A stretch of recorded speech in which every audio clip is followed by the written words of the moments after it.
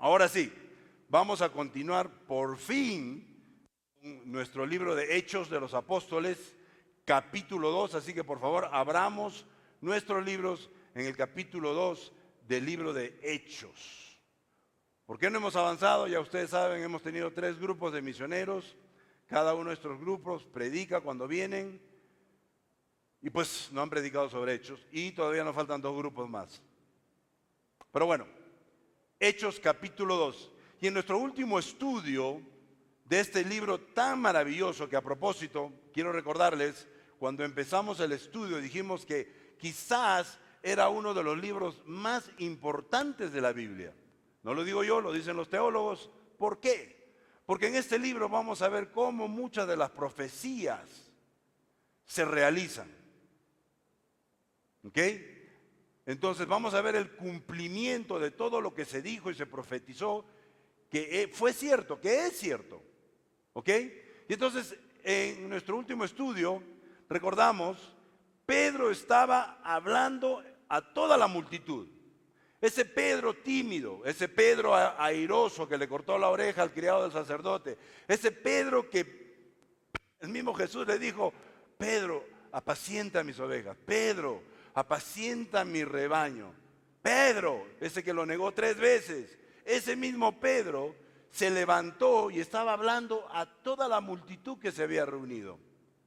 Habían judíos, habían gentiles, los discípulos habían sido bautizados con el poder del Espíritu Santo, la promesa se cumplió y estaban hablando en lenguas, en distintas lenguas.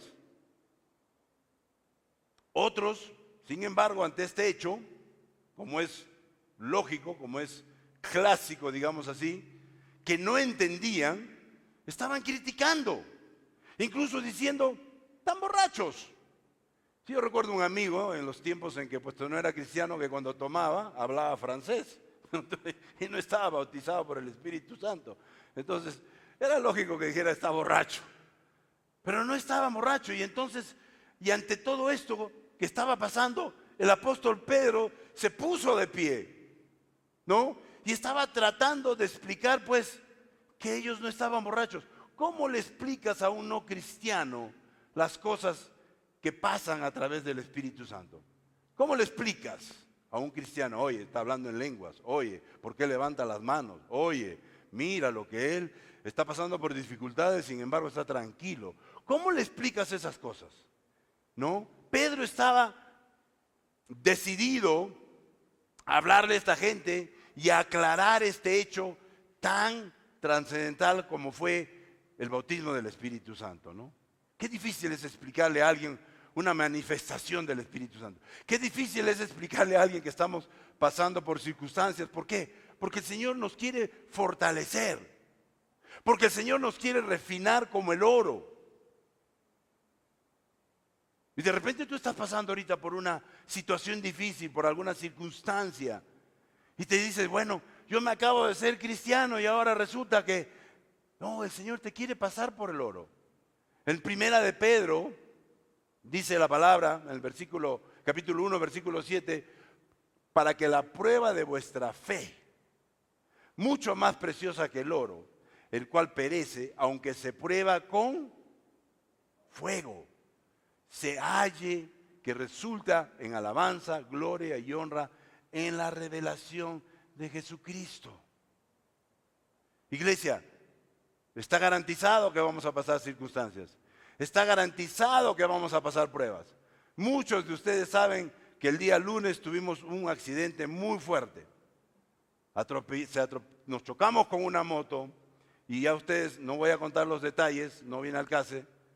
Pero el que manejaba la moto salió herido, lo llevamos al hospital, en Cajamarca, bueno, todo está en su orden.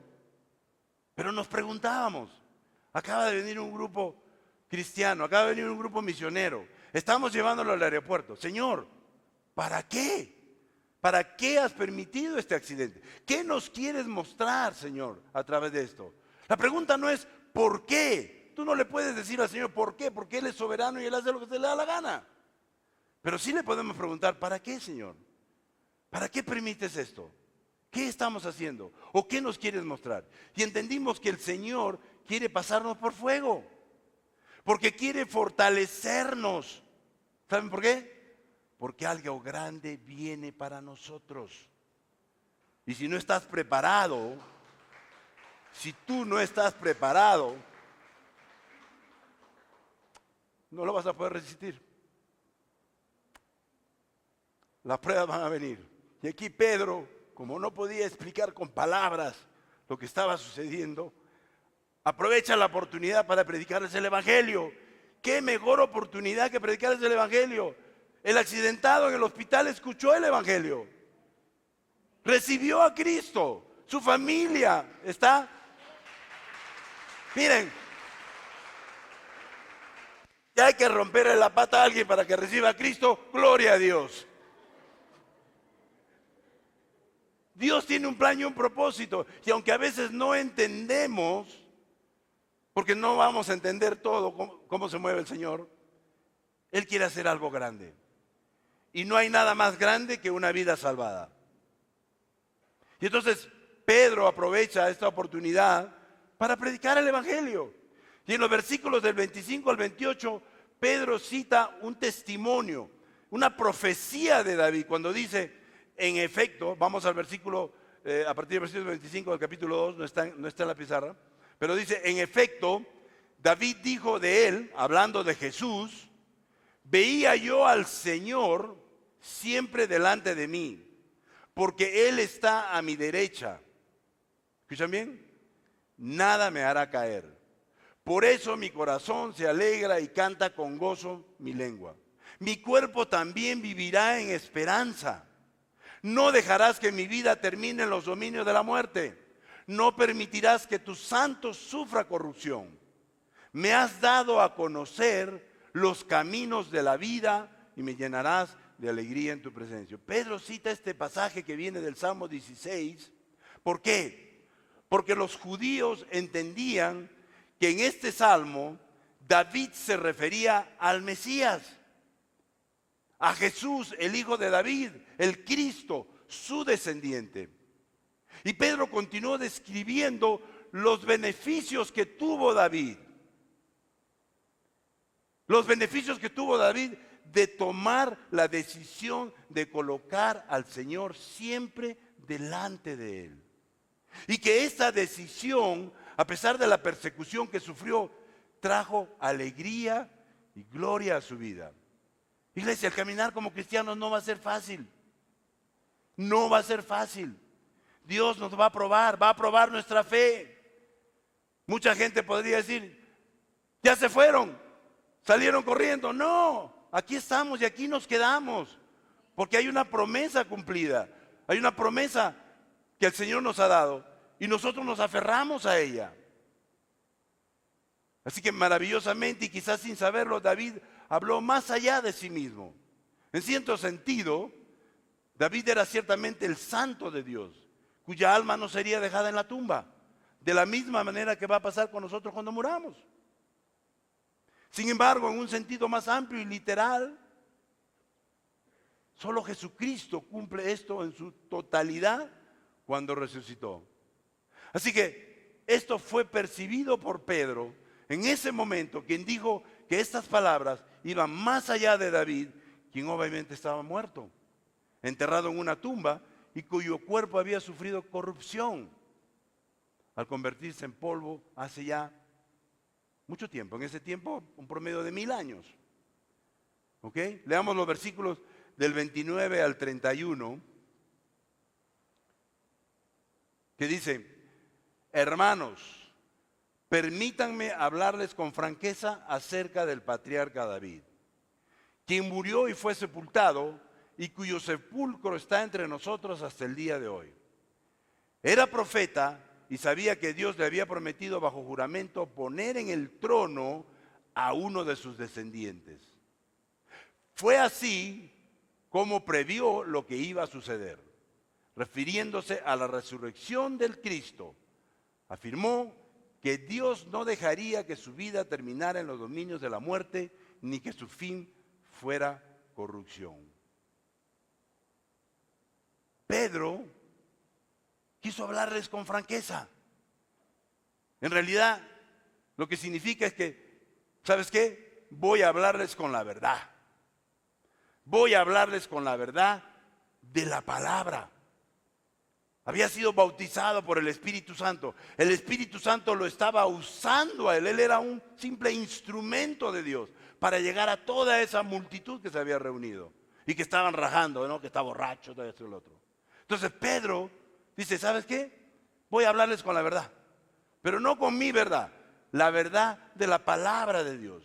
No es lo mismo que tú vayas a una persona y digas, mira, la verdad es que, yo he escuchado en la radio, está viendo televisión, esto es guerra, y ahí dicen que no, él les está hablando la verdad de la palabra de Dios. Y miren, no hay nada más poderoso, iglesia, no hay nada más poderoso cuando tú dices, la palabra de Dios dice.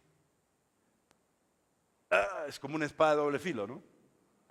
La palabra, y eso es lo que hizo Pedro. Voy a hablarles con la verdad. Y por eso en este salmo David habla del Mesías cuando dijo, veía yo al Señor. O sea, era Jesús hablando y David estaba indicando que el Padre siempre estaba con él para ayudarle y consolarle. Porque Jesús siempre hacía las cosas que agradaban a su Padre.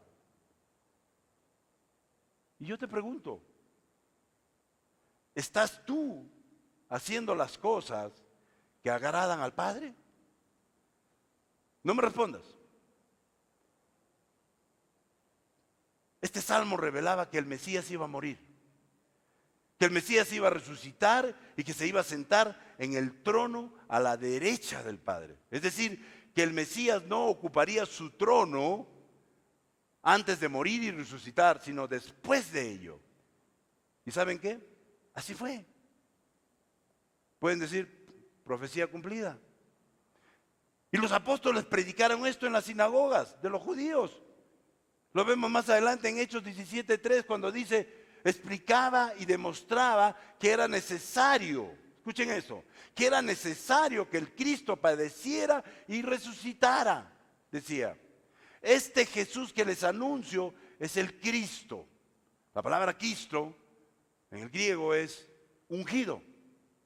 Pero desgraciadamente no era un mensaje popular para los judíos. ¿Por qué?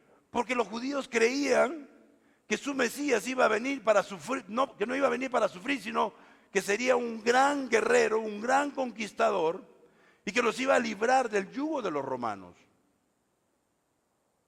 Luego dice el texto, porque Él está a mi derecha, nada me hará caer. Iglesia, la derecha o diestra de la palabra de Dios es el lugar de exaltación y honor. Y por eso Jesús siempre sería victorioso sobre sus enemigos. Y lo fue. Y esto aplica también a nosotros, iglesia.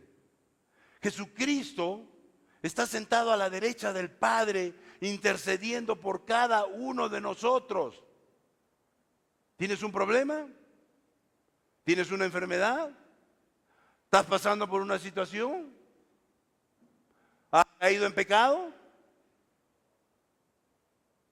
Jesús está sentado a la derecha del Padre, que es símbolo de autoridad, intercediendo por ti, intercediendo por tu problema.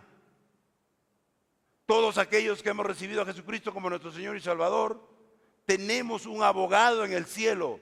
Su nombre es Jesucristo y está sentado a la derecha del Padre.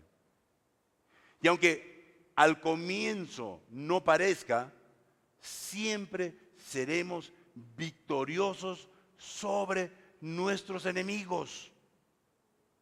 Y el libro de Primera de Juan 2:1 nos recuerda cuando nos dice, mis queridos hijos, escribo estas cosas para que no pequen. Pero si alguno peca, ¿qué dice? Tenemos ante el Padre a un intercesor, a Jesucristo el justo. Tenemos a un intercesor, a Jesucristo el justo. ¿Se dan cuenta, iglesia? ¿Se dan cuenta la bendición tan grande que tenemos de haber recibido a Jesucristo como nuestro Señor y Salvador? No solamente tenemos la esperanza de la vida eterna, lo tenemos a Él sentado al lado del Padre que está abogando por ti y por mí. sea cual fuera tu circunstancia. Jesús está sentado a la diestra del Padre intercediendo por ti y por mí. Y luego continúa diciendo, por eso mi corazón se alegra y canta con gozo mi lengua. Porque aunque Jesús sabía que iba a experimentar sufrimientos severos, lo haría con gozo, sabiendo que por medio de su muerte podría salvar muchas almas. El libro de Hebreos 2, del 9 al 10 nos dice, sin embargo, vemos a Jesús, quien fue hecho un poco menor a los ángeles, coronado de gloria y honra por haber padecido la muerte. Así, por la gracia de Dios, la muerte que él sufrió resulta en beneficio de todos. En efecto, a fin de llevar a muchos hijos a la gloria, convenía que Dios, para quien y por medio de quien todo existe, perfeccionara mediante el sufrimiento al autor de la salvación de ellos. Iglesia, los sufrimientos nos perfeccionan, los sufrimientos nos fortalecen, los sufrimientos nos hacen mirar arriba, mirar al Señor y decirle, ¿sabes qué? Aquí estoy, haz conmigo lo que quieras, haz conmigo lo que quieras. Porque sé que lo que tú vas a hacer en mi vida, en tu vida, siempre va a ser para bien. Él no quiere lo malo para ti. Y de todas las cosas que suceden, Él las va a convertir para bien. Luego dice, mi cuerpo también vivirá en esperanza. Y no dejarás que mi vida termine en los dominios de la muerte. No permitirás que tu santo sufra corrupción. Esta es la esperanza de resucitar antes de ver corrupción. O sea, antes de que tu cuerpo se pudra en el sepulcro. En otras palabras, este pasaje se refiere y nos confirma claramente la resurrección corporal de Jesús.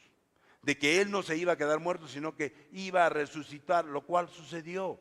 Acuérdense que le está hablando Pedro a los judíos, que para ellos el Mesías no había venido todavía, que para ellos Jesús no era el Mesías. Y en este texto se ve la distinción clara entre alma y carne. El alma fue a los dominios de la muerte, o sea, al Hades, que es la antesala del infierno. Y la carne, el cuerpo, fue sepultado. Pero al tercer día el alma salió de los dominios de la muerte y la carne, el cuerpo, salió del sepulcro. Se juntaron. Esta afirmación fue confirmada por la resurrección de Jesús. Luego dice el versículo 28, me has dado a conocer los caminos de la vida. Me llenarás de alegría en tu presencia. Y esta frase significa que su vida sería restaurada, que Él resucitaría y que después de resucitar, Cristo volvería a la alegría de estar en la presencia de su Padre. O sea, sentado, como le hemos dicho antes, a la diestra de Dios Padre, y lo está. Entonces, esta profecía nos dice primero que el Mesías se iba a morir. Segundo, que su alma no se quedaría en el Hades. Tercero, que su cuerpo no se quedaría en el sepulcro para corromperse. Cuarto, que resucitaría del sepulcro y ascendería al cielo para sentarse sobre su trono celestial a la diestra del Padre. 1 cumplido, 2 cumplido, 3 cumplido, 4 cumplidos.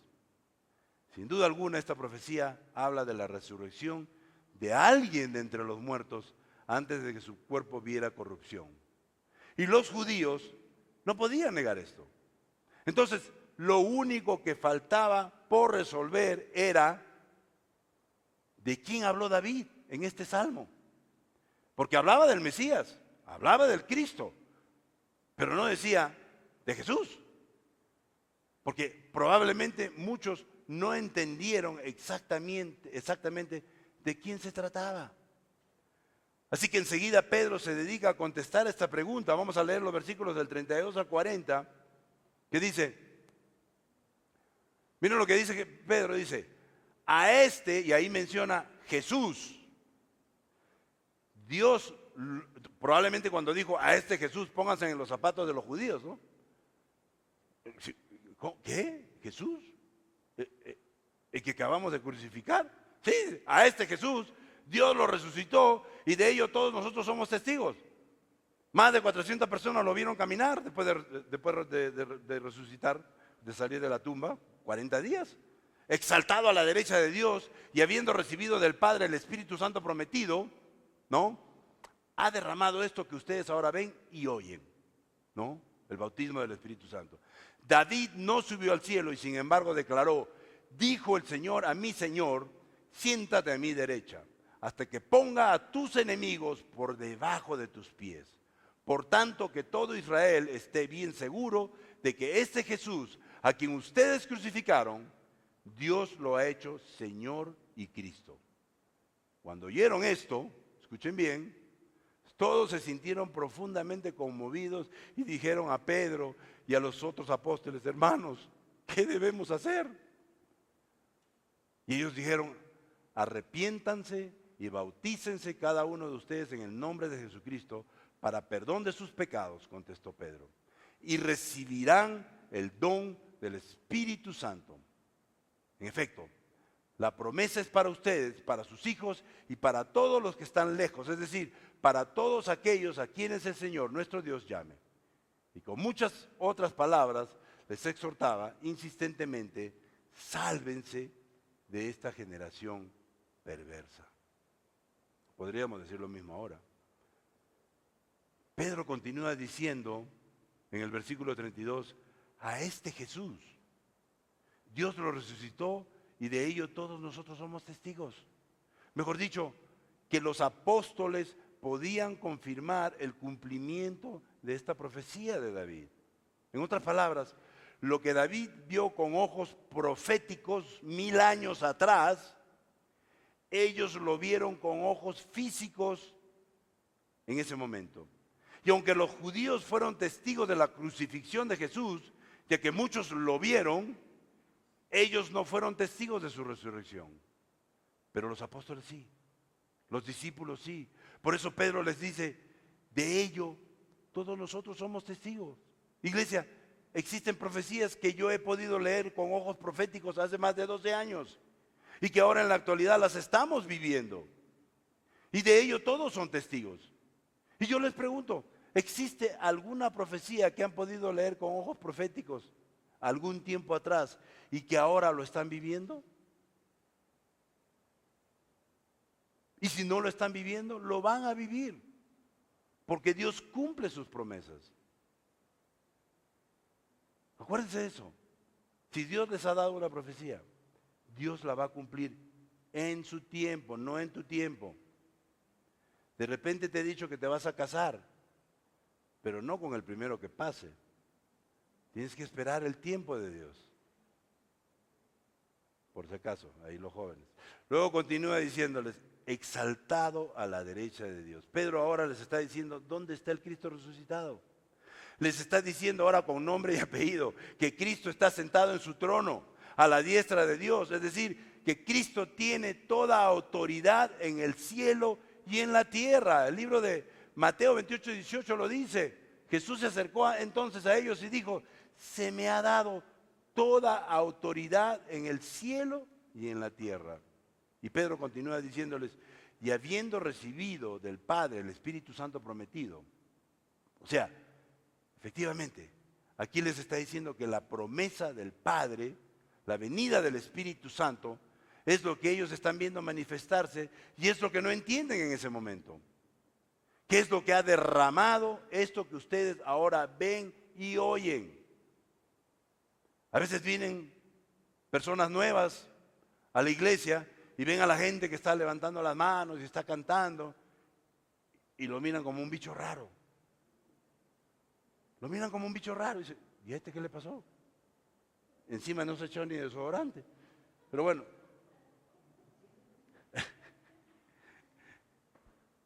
Y no lo entienden. Y no lo van a entender porque no tienen el Espíritu de Dios. Corintios nos dice que las cosas del Espíritu no lo entienden porque no tienen el Espíritu de Dios. Las cosas espirituales no las van a entender. Te van a tildar de loco. Está loco ese tipo. ¿Por qué levanta las manos? Después, cuando ya recibe el Espíritu Santo, lo ves a él. Entonces ahí recién entiende. Entonces ustedes tampoco no lo choteen.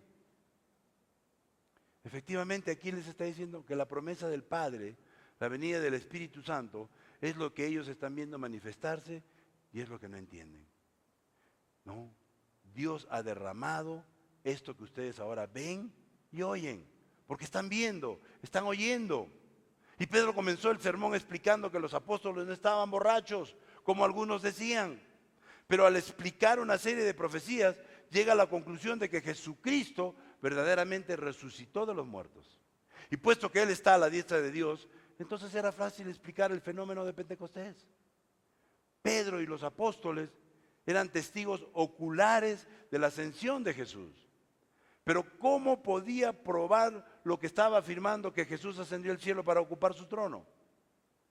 Esto fue confirmado por lo que el Espíritu Santo había hecho y estaba haciendo, en la presencia de ellos. ¿Cómo puedo confirmar que yo soy cristiano? Porque el Espíritu Santo vive en mí y ha producido cambios en mí. Ha transformado mi vida. Si tú dices que eres cristiano, pero sigues viviendo la misma vida de siempre, no te van a creer. Ni digas mejor que eres cristiano. Allá en Estados Unidos hay gente que pone su letrero ahí que dice, soy cristiano, voy a tal iglesia, y van como dando curvas, cerrándole a todo el mundo. Y entonces le dice, el pastor le dice, oye, tú me pasaste el otro día como un loco, tienes un sticker ahí de mi iglesia, sácalo por favor porque me está haciendo quedar mal. Ellos pudieron comprobar que esa persona estaba hablando en un idioma que definitivamente no podían hablar. Y que una persona que sí era del lugar podía entenderles. Y entonces se preguntaban, ¿cómo puede ser eso posible? Solamente el poder del Espíritu Santo. Es decir, el Espíritu Santo no habría llegado si Cristo no lo hubiera enviado de acuerdo a la voluntad del Padre. En otras palabras, Cristo es responsable de lo que ellos observaban. Luego dice el versículo 34, David no subió al cielo y sin embargo declaró, dijo el Señor, a mi Señor, siéntate a mi derecha. David profetizó de que alguien que iba a resucitar de los muertos y ascender al cielo. Pero David mismo no resucitó ni ascendió al cielo. Entonces era obvio que él habló del Mesías, porque Cristo sí ascendió a los cielos. Y dijo al Señor, mi Señor, siéntate a mi derecha. Poco tiempo antes de esta ocasión Jesús preguntó a los fariseos acerca de este texto. Y no quisieron contestar. Porque si contestaban hubieran admitido que el hijo de David era el Señor de David, es decir, el Mesías. Dijo el Señor, aquí habla del Padre. A mi Señor habla del Mesías, el hijo de David. David no llamó a su sucesor terrenal Señor. ¿Saben cómo lo llamó? Salomón.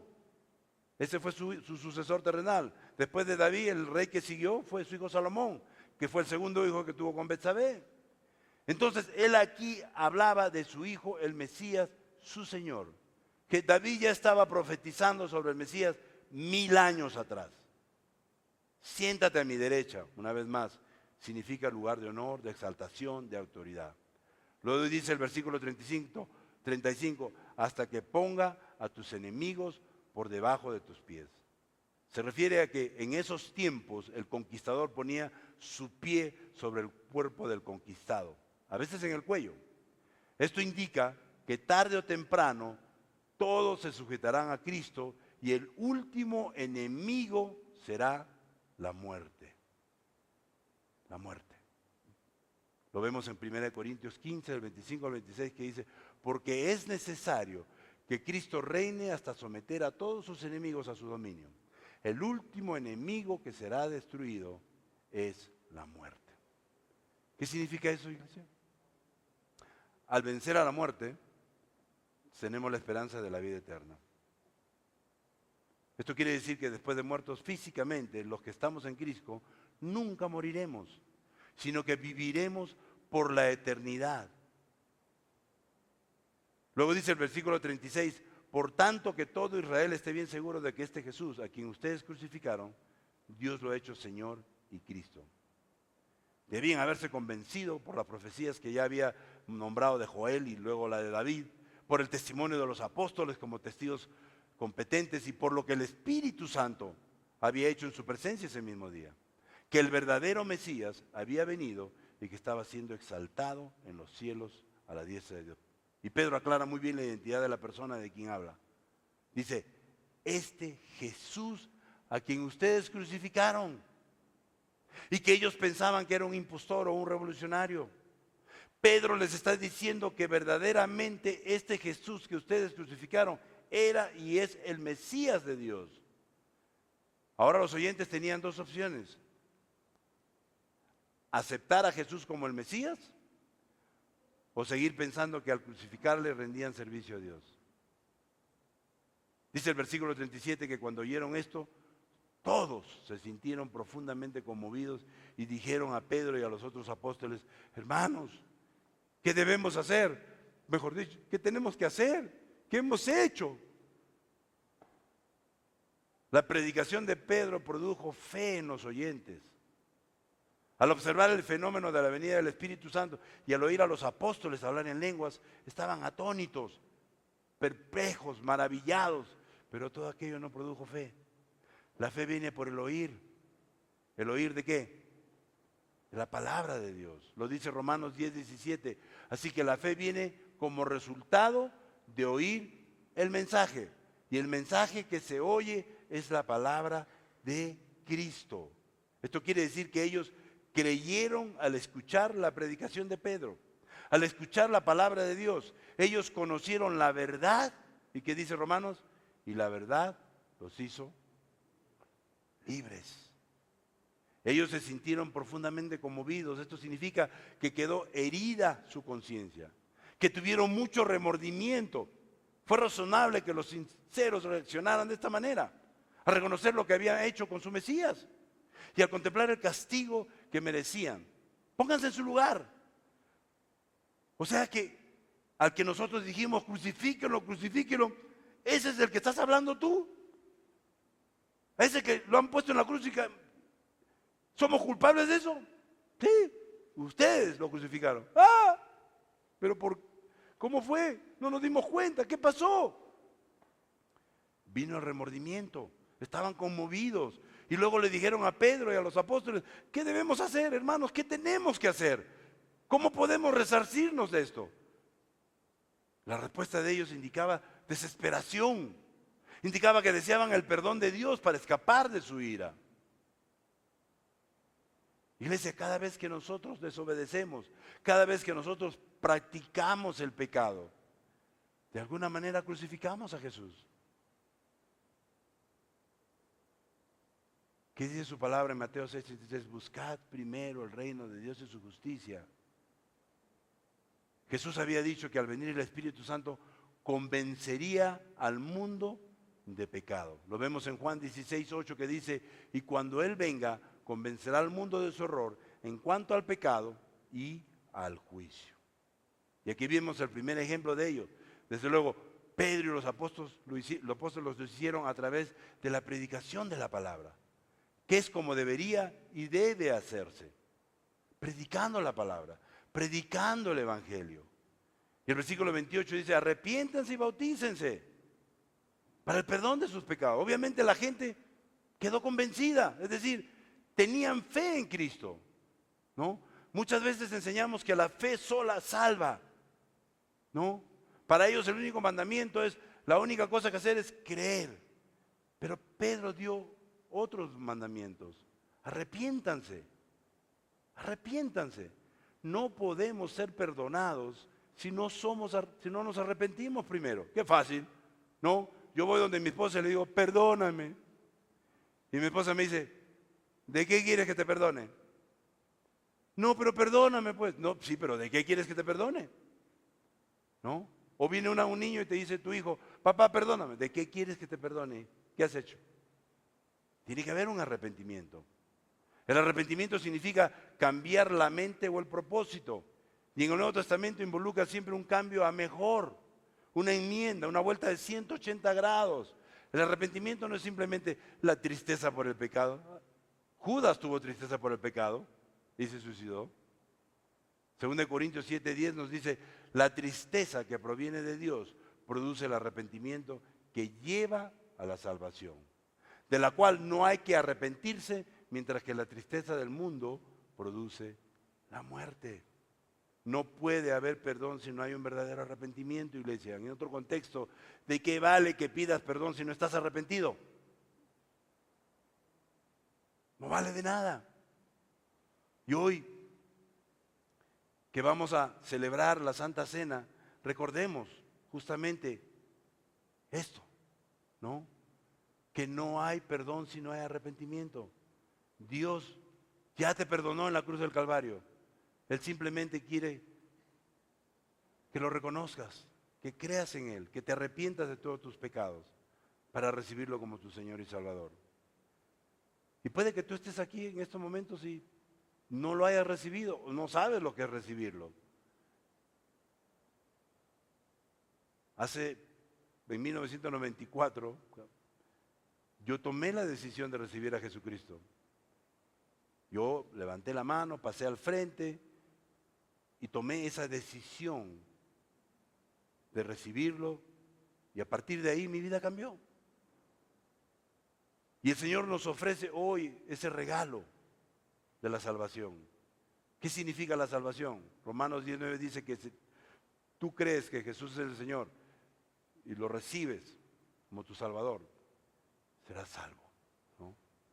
Que confiesas con tu boca que Jesús es el Señor y crees en tu corazón que Dios lo resucitó de los muertos, serás salvo. ¿Salvo de qué? Salvo de ir al infierno, salvo de la condenación. Levanten la mano, ¿cuántos quieren ir al infierno? ¿Ninguno? Levanten la mano, ¿cuántos quieren ir al cielo? Todos. Levanten la mano, ¿quiénes están seguros de que van a ir al cielo si se mueren ahorita? Casi todos, no todos, wow. Bueno, hoy les voy a dar la oportunidad de que estén seguros de su salvación. Antes de compartir la Santa Cena, vamos a hacer una oración bien simple.